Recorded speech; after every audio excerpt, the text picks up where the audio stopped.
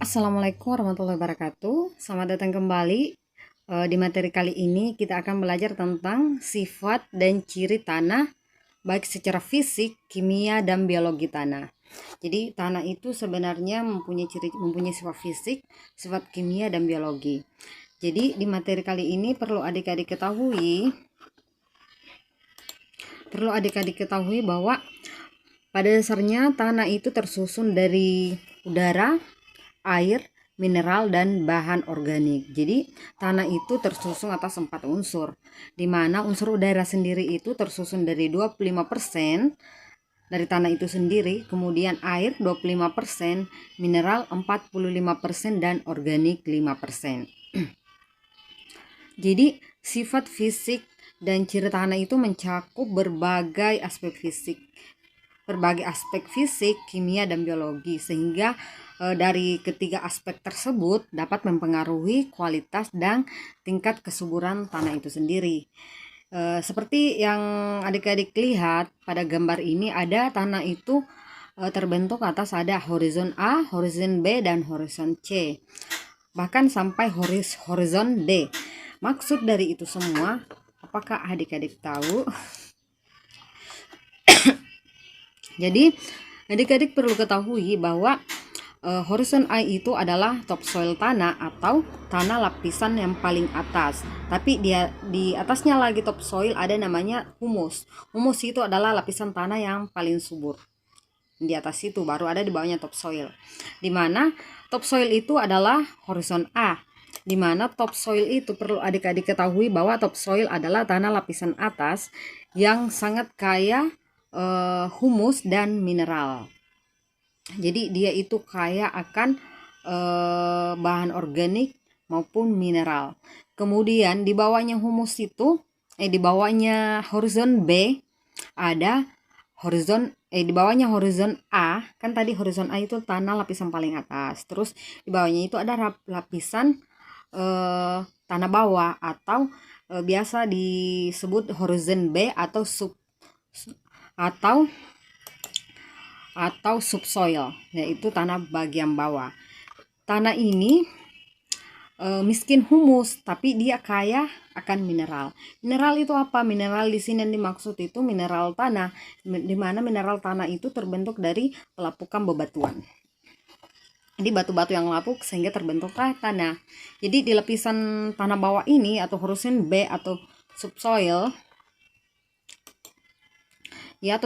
itu dia itu miskin humus tapi kaya akan mineral. Kemudian lagi ada di bawahnya horizon C. Selanjutnya horizon C, di mana horizon C ini adalah batuan yang lapuk, fragment. Di mana di horizon C ini adik-adik perlu ketahui bahwa di lapisan ini, di bawahnya lapisan horizon B tadi, itu ada horizon C, di mana horizon C ini sedikit atau tidak ada kehidupan di dalamnya, tidak ada lagi kehidupan yang terdapat di dalamnya, baik tumbuhan atau hewan, karena dia itu masih dalam bentuk batuan yang lapuk. Jadi dia itu belum bisa di horizon C ini makhluk hidup apapun itu tidak bisa hidup. Jadi di horizon C ini tidak ada kehidupan sama sekali. Jadi terus ada di bawahnya lagi horizon D, di mana horizon D ini adik-adik perlu ketahui bahwa dia itu batuan dasar. Jadi dia itu masih dalam bentuk batuan. Misalkan adik-adik yang daerah Pinrang biasa lihat kan, banyak batu timbunan yang biasa itu dilihat, itu adalah nanti itu adalah hasil pelapukan dari batuan-batuan sehingga terbentuk semakin kecil sampai menjadi tanah. Jadi di horizon D ini batuan dasar butuh waktu bertahun-tahun, berpuluh tahun, bahkan ratusan tahun supaya dia lapuk sehingga bisa membentuk tanah. Jadi di horizon D ini masih dalam bentuk batuan dasar, dia itu besar-besar batunya ya, belum lapuk. Jadi berikut ini di slide bisa adik-adik lihat bahwa ada beberapa gambaran umum tentang sifat kimia tanah, tentang sifat dan ciri tanah dalam 3 dimensi tersebut, dimana tadi dapat dilihat fisik, kimia, dan biologi. Jadi yang pertama akan kita bahas itu tentang sifat fisik tanah, dimana di sini adik-adik dapat dilihat bahwa sifat fisik tanah itu meliputi tentang tekstur tanah, struktur tanah, warna tanah, permeabilitas tanah, konsistensi tanah, kadar air tanah, bobot isi tanah, bahkan temperatur tanah. Jadi itu sifat fisik dari tanah. Kemudian apa sih itu tekstur tanah, struktur tanah, seperti bagaimana? Jadi adik-adik perlu ketahui bahwa tekstur tanah itu mengacu pada ukuran partikel tanah seperti pasir, debu, dan liat. Jadi tekstur tanah itu dalam artian adik contoh itu misalkan adik ambil tanah, adik-adik lihat apakah dia tanah tersebut itu pasir atau liat, itu tekstur, maksudnya dia itu ciri khasnya yang terbentuk. Sebenarnya tekstur tanah itu meliputi seperti yang bisa dilihat secara kasat mata, itu seperti apakah tanah itu berbentuk pasir, debu, atau dia liat. Tekstur tanah itu sangat berpengaruh terhadap drainase, retensi air, dan perakaran tanaman. Jadi tekstur tanah itu bahkan berpengaruh terhadap pertumbuhan tanaman. Karena kenapa bisa berpengaruh terhadap kenapa tekstur tanah dapat berpengaruh terhadap pertumbuhan tanaman? Karena itu tadi, tekstur tanah itu sangat mempengaruhi drainase, retensi, sampai perakaran tanaman.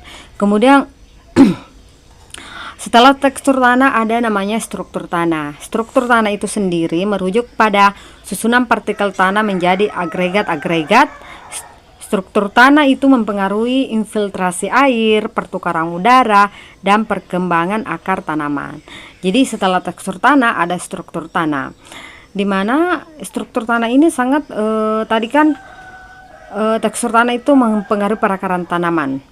Sedangkan di struktur tanah itu dia sangat berpengaruh terhadap perkembangan akar tanaman. Jadi struktur tanah itu juga sangat mempengaruhi pertumbuhan tanaman. Tanaman kita bagus atau tidak nanti tumbuhnya. Kemudian ketiga itu ada porositas tanah.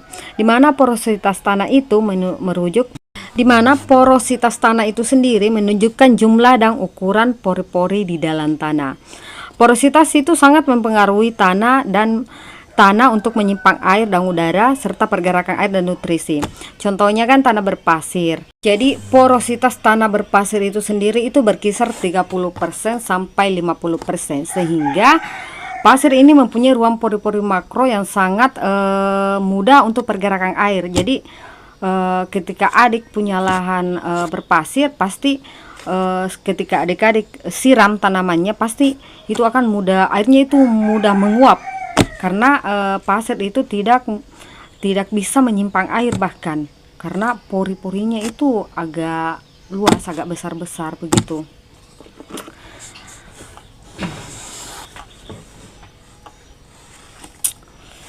Jadi selanjutnya ada kepadatan tanah, di mana kepadatan tanah ini merujuk pada berat tanah per volume tertentu, di mana kepadatan tanah yang tinggi dapat membatasi penetrasi akar tanah dan infiltrasi air.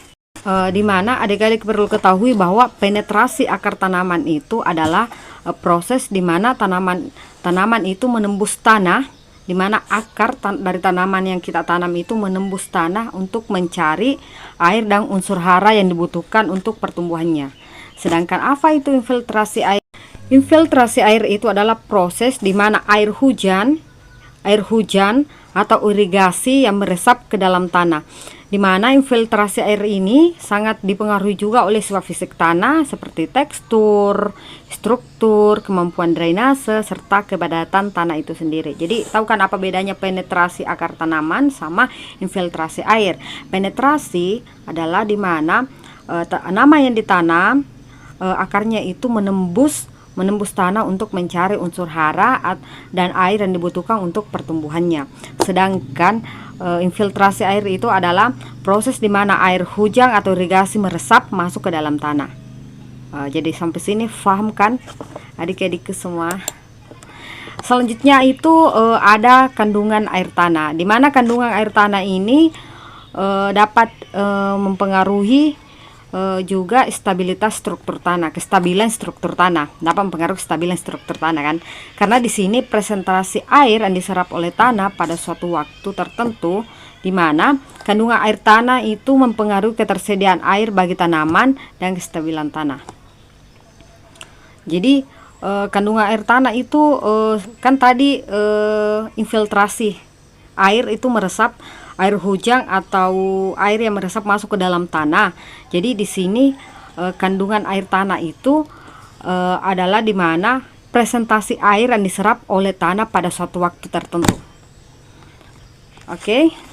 Selanjutnya ada sifat kimia tanah, di mana sifat kimia tanah itu terdiri dari ada unsur hara esensial, unsur-unsur hara makro, derajat kemasaman tanah atau pH, terus koloid tanah, mekanisme penyuburan dan penyerapan unsur hara, kemudian ada kapasitas tukar kation atau KTK. Dan adik-adik perlu ketahui bahwa pertama tadi unsur hara esensial. Unsur hara esensial adalah unsur-unsur kimia yang diperlukan oleh tanaman untuk pertumbuhan, perkembangan, dan reproduksinya secara sehat. Jadi, di mana adik-adik perlu ketahui bahwa tanaman itu memerlukan unsur hara esensial ini dalam jumlah yang cukup untuk menjalankan proses metabolik mereka, di mana terdapat 17 unsur hara esensial yang dibagi dalam dua kelompok, yaitu pertama unsur hara makro dan yang kedua itu unsur hara mikro. Apa saja sih yang dimaksud dengan unsur hara makro dan unsur hara mikro? Unsur hara mikro itu adik-adik perlu ketahui bahwa unsur-unsur hara esensial yang dibutuhkan oleh tanaman dalam jumlah yang cukup besar.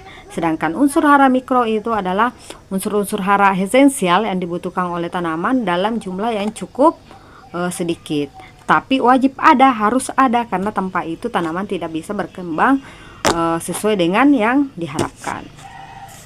Unsur hara makro itu sendiri meliputi nitrogen, fosfor, kalium, kalsium, magnesium, sulfur, dan karbon. Sedangkan unsur hara mikro itu meliputi unsur yang dibutuhkan sedikit tapi harus ada, itu meliputi besi, mangan, tembaga, sen, boron, molybdenum, klor, nikel, dan kobalt.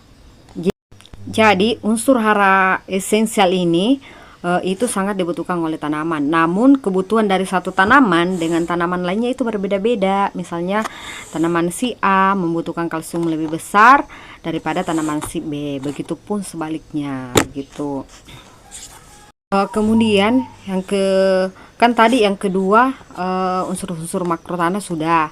Kemudian yang ketiga itu tentang pH tanah atau tingkat keasaman tanah, di mana pH tanah itu di sini menunjukkan tingkat keasaman atau kebasahan suatu tanah, di mana pH tanah sendiri itu sangat mempengaruhi ketersediaan nutrisi bagi tanaman dan aktivitas mikroorganisme di dalam tanah. Jadi pH tanah ini sangat berpengaruh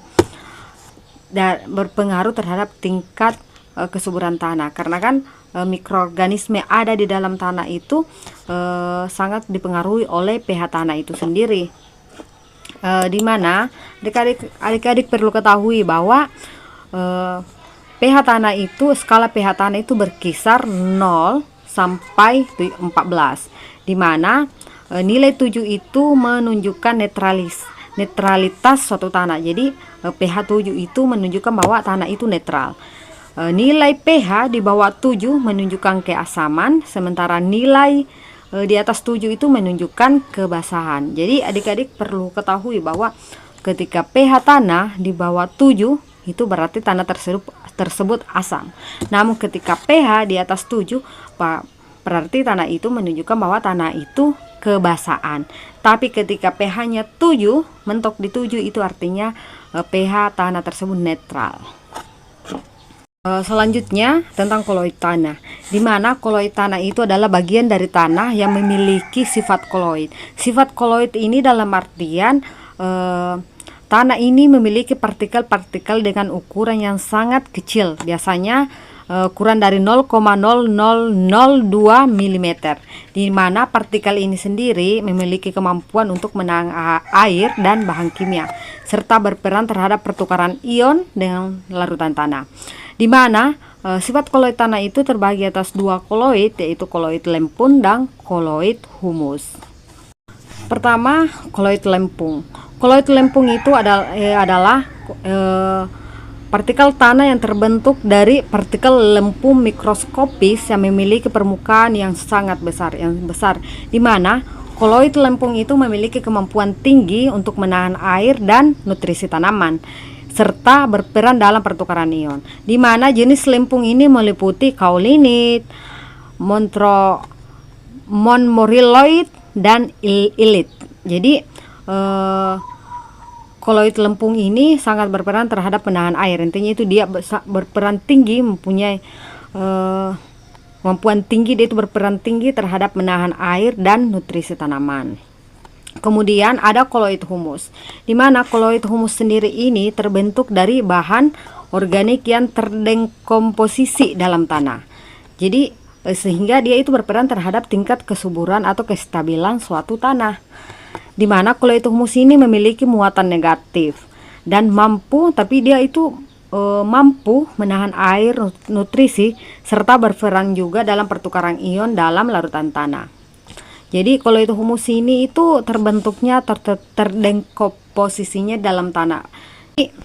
Koloid humus ini terbentuk karena bahan organik yang terdekomposisi di dalam tanah. Jadi koloid humus ini sangat berperan penting terhadap kestabilan atau tingkat kesuburan suatu tanah. Jadi adik-adik perlu ketahui bahwa koloid tanah itu memiliki peran yang sangat penting terhadap ketersediaan air dan nutrisi bagi tanaman itu sendiri. Jadi bagi tanamannya. Selanjutnya, penyediaan dan penyerapan unsur hara. Jadi adik-adik perlu ketahui penyediaan dan penyerapan unsur hara itu adalah dua proses yang sangat penting dalam siklus nutrisi tanaman. Jadi di mana perlu adik-adik ketahui bahwa penyediaan unsur hara itu ada 4, yaitu pertama mineralisasi, kedua pelapukan batuan, dan ketiga fiksasi nitrogen, dan terakhir itu pupuk. Apa itu mineralisasi? Mineralisasi itu adalah proses di mana bahan organik di dalam tanah terurai oleh mikroorganisme menjadi bentuk-bentuk anorganik yang tersedia bagi tanaman. Proses ini melepaskan unsur hara seperti nitrogen, fosfor, sulfur, dan sumber organiknya. Kemudian ada pelapukan bebatuan, di mana batuan di bawah pengaruh air, udara, mikroorganisme tanah akan terurai menjadi mineral-mineral yang menyediakan unsur hara bagi tanaman. Kemudian yang ketiga ada fiksasi nitrogen, di mana fiksasi nitrogen ini adalah proses di mana nitrogen gas atau N2 di udara itu diubah menjadi bentuk-bentuk yang dapat digunakan oleh tanaman. Seperti apa? Seperti contohnya itu amonia, amonium, atau NH4, kemudian atau nitrat, NO3 oleh bakteri fiksasi nitrogen. Kemudian yang terakhir itu di penyediaan unsur hara itu ada pupuk, dimana seperti yang kita ketahui bahwa pupuk itu juga sangat dibutuhkan oleh pertumbuhan tanaman. Tapi adik-adik perlu ketahui bahwa penggunaan pupuk organik atau anorganik untuk memberikan unsur hara tambahan ke tanaman itu kepada tanaman, dimana pupuk itu dapat langsung menyediakan unsur hara yang dibutuhkan oleh tanaman. Kemudian ada penyerapan unsur hara. Penyerapan unsur hara sendiri itu terdiri atas 4. Pertama itu penyerapan unsur hara itu oleh akar tanaman, aktif transport, difusi, dan selective absorption. Apa itu penyerapan unsur hara akar tanaman? Jadi penyerapan akar tanaman itu adalah di mana adik-adik perlu ketahui atau adik-adik ketahui bahwa akar tanaman itu adalah organ utama yang bertanggung jawab untuk penyerapan unsur hara dari tanah. Jadi akar itu adalah unsur pertama atau pemeran utama dalam penyerapan unsur hara dari tanah. Kemudian proses penyerapannya itu terjadi di ujung-ujung akar. Jadi akar itu kan punya ujungnya masing-masing. Jadi penyerapan itu terjadi di ujung-ujung akar. Kemudian di zona perakaran, di mana rambut akar menyerap air dan unsur hara dari tanah. Kemudian itu kedua, aktif transport, di mana proses ini di mana tanaman menggunakan energi untuk menyerap unsur hara dari larutan tanah melalui membran sel di ujung akar.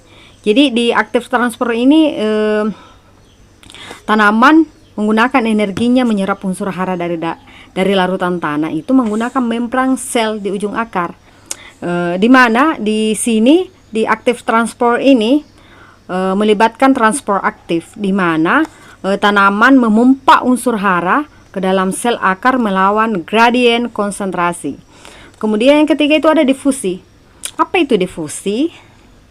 Difusi itu proses di mana unsur hara bergerak secara pasif. Jadi dia itu bergerak secara pasif dari daerah konsentrasi tinggi ke daerah konsentrasi yang rendah di sekitar akar itu sendiri.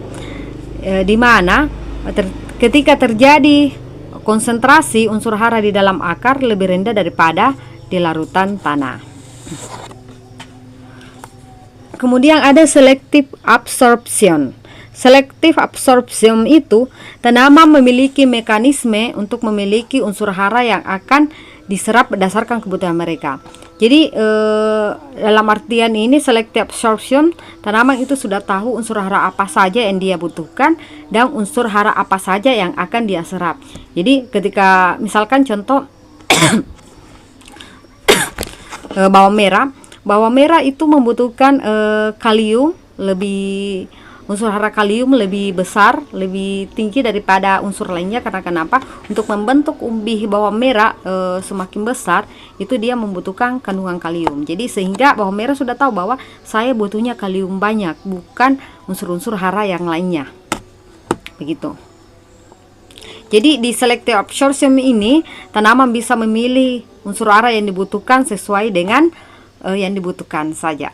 Jadi selanjutnya kapasitas tukar kation atau KTK, di mana dapat diketahui bahwa KTK itu sendiri adalah ukuran kemampuan tanah untuk menahan dan menukar kation dengan larutan tanah, di mana KTK sendiri itu merupakan salah satu sifat yang sangat penting bagi tanah karena mempengaruhi tingkat kesuburan tanah dan ketersediaan unsur hara bagi tanaman. Jadi KTK ini berperan sangat penting terhadap pertumbuhan tanaman.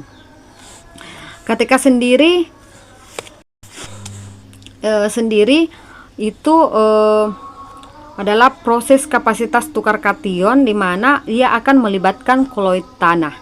Di mana koloid tanah yang dimaksud itu meliputi bagian dari tanah yang memiliki muatan negatif dan dapat menarik dan menahan ion positif atau kation.